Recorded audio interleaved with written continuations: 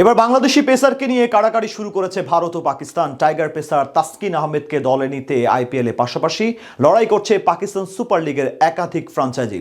Lucknow super জায়ান্টের পর আইপিএলের আরও দুটি দল পেতে চায় তাসকিনকে। একইভাবে পিএসএল এর দুই চ্যাম্পিয়ন দল স্কোয়াডে ভেড়াতে চায় তাকে। তাসকিনকে নিয়ে ভারত ও পাকিস্তানের ফ্র্যাঞ্চাইজিগুলোর এমন লড়াই নিয়ে বাকিটা জানবো রিপোর্টে। আইপিএল এর মেগা নিলামে তাসকিন সহ মোট 12 জন বাংলাদেশি ক্রিকেটার নাম দিয়েছিলেন। তবে অবাক করার বিষয় হলো সেখান থেকে একজনও দল পাননি। তবে এবার বিপিএল এ তাসকিন আহমেদের পারফরমেন্স দেখে টনক নড়েছে ফ্র্যাঞ্চাইজিগুলোর। বিশেষ করে লখনৌ সুপার জায়ান্টস থেকে অফার এসেছে তার জন্য। টাইগার দলের সাবেক কোচ শ্রীধরন শ্রীরামের মাধ্যমে তাসকিনকে পেতে চায় ফ্র্যাঞ্চাইজিটি। সেই খবরের পাশাপাশি জানা গেল লখনৌ একা নয়, এবার আরো দুটি ফ্র্যাঞ্চাইজি আগ্রহী তাসকিনের ব্যাপারে।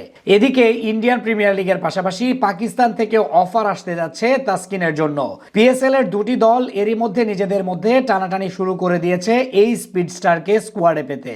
বল হাতে দুর্দান্ত ছন্দে আছেন ঢাকা এক্সপ্রেস। 2024 সাল জুড়ে অভূতপূর্ব পারফরমেন্স করেছেন এই ক্রিকেটার। 64 উইকেট নিয়েছিলেন আন্তর্জাতিক ক্রিকেটে দ্বিতীয় সর্বোচ্চ উইকেট শিকারী পেস বোলার। আন্তর্জাতিক ক্রিকেটের সেই দুর্দান্ত ফর্মই ক্যারি করেছেন চলমান বিপিএল এ। এক ম্যাচে রেকর্ড 7 উইকেট নেওয়ার পাশাপাশি এখন পর্যন্ত টুর্নামেন্টের সর্বোচ্চ উইকেট শিকারী বোলারও তিনি। তা দেখেই ভারত ও পাকিস্তানের ফ্র্যাঞ্চাইজিগুলো তাসকিনের প্রতি আগ্রহ প্রকাশ করেছে।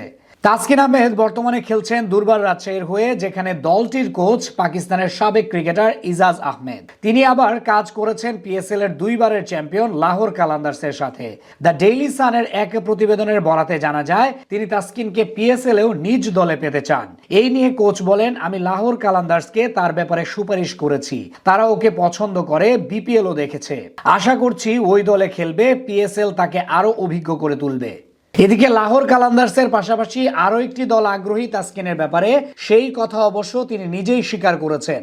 সেক্ষেত্রে অবশ্য ভূমিকা রেখেছেন তার বিপিএল সতীর্থ মোহাম্মদ হারিস, যিনি কিনা বর্তমানে দুর্বার রাজশাহীর হয়ে ওপেনিং পজিশনে দায়িত্ব সামলাচ্ছেন। এই নিয়ে তাসকিন বলেন, ইজাজ আহমেদ আমার কথা লাহোরকে বলেছেন শুনেছি, এমনকি হারিসও নাকি বলেছে, সে নাকি পেশোয়ারকে বলেছে আমাকে দলে নিতে। দেখা যাক কি হয়। আগামী 13 জানুয়ারি অনুষ্ঠিত হবে পিএসএল এর প্লেয়ার্স ড্রাফট। পাকিস্তান বরাবরই পেসারদের আতুর ঘর। গোটা এশিয়ার মধ্যে পাকিস্তান থেকে সবচেয়ে বেশি পেসার উঠে আসে। এমনকি যুগে যুগে প্রতিভাবান তারকা পেসারের আবির্ভাব ঘটেছে পাকিস্তান থেকেই। তাই সেখানে খেলতে গেলে তাসকিনের উন্নতি হবে, সেটা এক প্রকার নিশ্চিত। তবে নতুন খবর হলো, যদি বিসিবি থেকে ফুল সিজনের জন্য এনওসি পায়, তাহলে আইপিএল এরও 3টি দল তাকে নিজেদের স্কোয়াডে ভিড়াতে আগ্রহী। এখন বাকিটা নির্ভর করছে তাসকিনের উপর। প্রসঙ্গত, এর আগেও ইন্ডিয়ান প্রিমিয়ার লিগ থেকে তার অফার এসেছিল, কিন্তু বিসিবি এনওসি না দেওয়ায় যেতে পারেননি তিনি। তবে এবার আর সেই সুযোগ নষ্ট করতে চাইবেন না ঢাকা এক্সপ্রেস।